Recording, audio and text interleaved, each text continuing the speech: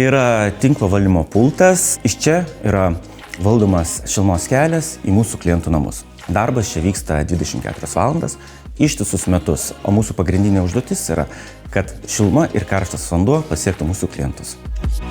Mūsų klientus šiluma pasiekia termofikacinio vandens pavidalu. Būdintis dispečeris stebi lauko oro temperatūrą, vilniečių šilumos vartojimą ir pagal tai nukrauna, apkrauna katilines bei užduota termofikacinio vandens tiekimo temperatūra. Termofikacinio vandens temperatūra gali būti nuo 70 laipsnių iki net 115, priklausomai kokia yra lauko oro temperatūra. Kuo vėsesnė lauko oro temperatūra, tuo reikia mums kelti viršų tiekimo temperatūrą. Šilumos tinklų dispečeriai mes radiatoriuose ir karšto vandens temperatūrų nereguliuojam ir neturim tokių teisių.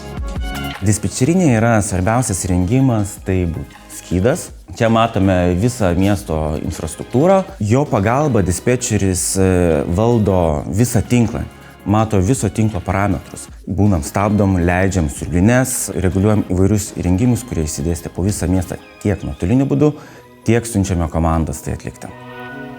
Prieš 5 metus, prasidėjus COVID pandemijai, tam, kad užtikrint nenutrūkstamą darbą dispečerinėje, mes su kolegomis savanoriškai apsigyvenom dispečerinėje po 2 savaitės.